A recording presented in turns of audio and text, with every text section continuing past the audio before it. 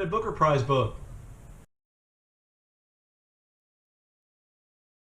Hello and welcome back to Bookish, and welcome to a review of the first Booker Prize book that I have read. Now, since I believe the short list is being announced sometime in the next week or two, probably not going to get all the way through the whole list, nor is it my intention ever to get through the whole Booker Prize list or any really prize list. It's just not really one of those things that interests me, something to do. It does interest me watching everybody else's videos.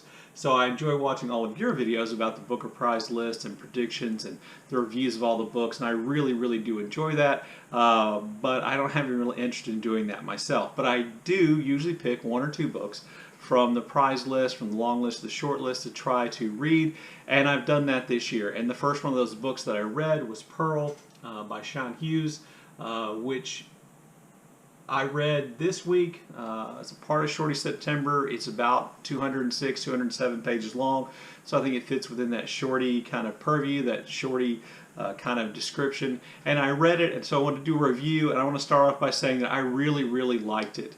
And I've seen a number of reviews that are just kind of like meh about Pearl, and some that dislike it, and some that really like it. And I think on the whole, Pearl is one of those books that is, I think, underestimated and perhaps a little bit undervalued by people who were hoping that other books might be on the list, who had a list in their head of books that they thought were much better, much more important, and and to a certain extent maybe then that those books not being here makes them look at a book like Pearl and think, well, that's not really a very good book. And I thought it was a very good book.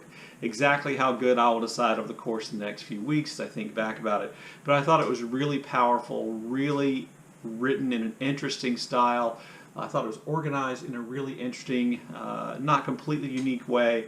I thought it was emotionally appealing, emotionally powerful in ways that were unexpected, and I really liked it.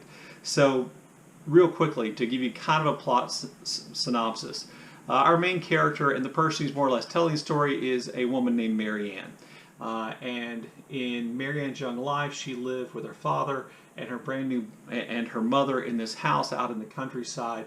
And one day, right after the birth of Mary Ann's brother, younger brother named Joe, her mother disappears. No note, no trace, no body ever found. Her mother just disappears and then is gone from her life. And so what then most of the book are these kind of scenes or vignettes or episodes from Mary Ann's life in which we see the damage this grief has done, this loss has done, this unexplained, mysterious vanishing of her mother is done. And how, in times resentful she is of that, of how much she misses her mother, of what she remembers about her mother. And at the same time, we come to doubt a lot of Mary Ann's memories. Mary Ann doubts some of her memories about her mother. And, we have this kind of confusing, emotionally powerful discussion of all the ways in which this grief, this loss affects her as a child, when she tries to go to school, affects her, when she's in high school in terms of the particular form of her teenage rebellion, affects, her ability to study and the kind of school she get into, and trouble she might have with the law, affects her relationships with other people in a romantic sense, how it impacts her relationship with her father and her brother, her father who she refers to throughout the book by his first name Edward, instead of by, calling her father all the time, and how this kind of plays out in her own life, how she herself has a child, a daughter who she names Suzanne, and how this kind of loss of her mother, seems to be impacting her relationship, or what she thinks about her relationship with her own child, her contemplating perhaps suicide, dealing with depression, dealing with other forms of mental illness and panic attacks. There's a whole lot going on in a really short book. And on top of all that kind of emotional stuff that's happening in the book, there's also this kind of mystery where, the reader, as well as Mary Ann, want to know what happened. Why did her mother leave? What happened to her?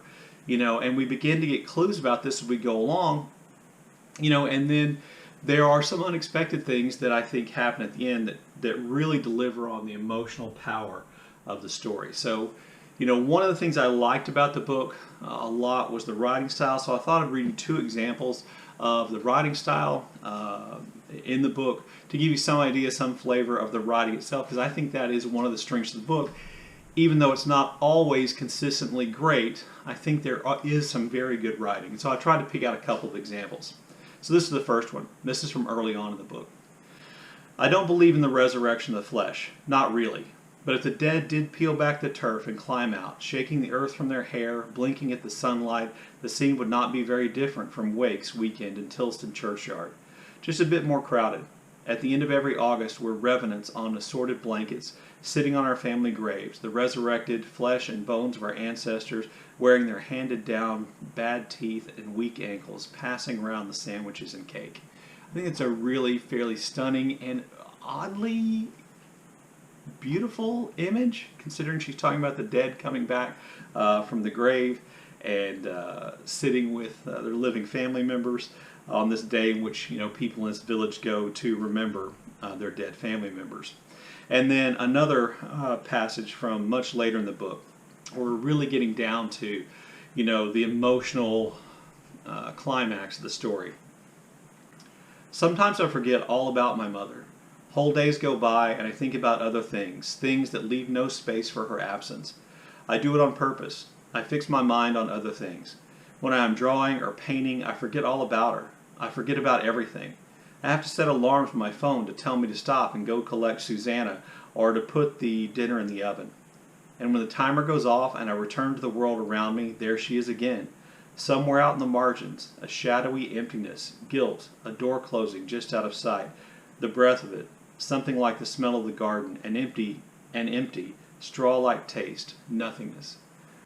I just think there is a real, and this is one of my things, there's kind of a real rhythm to her writing that I appreciate. There's a kind of beauty, there's a kind of stark descriptiveness of it sometimes that I found to be really, really compelling, and I thought it helped kind of contribute to this kind of first person in the mind of the person to whom is relating the story in an almost kind of meta way at times, which really was powerful and added a lot to the emotional impact. So, I really like Pearl. If you've read it, I'd love to hear what you think about it down in the comment section. If you haven't read it, give it a shot. It's not going to take you very long to read it. I had to get it as a Kindle edition because I don't believe the print book is available in the United States yet. But maybe give it a shot and read it and see what you think. I would love to hear your thoughts. So as always, look forward to your comments in the comment section below, and thank you for watching.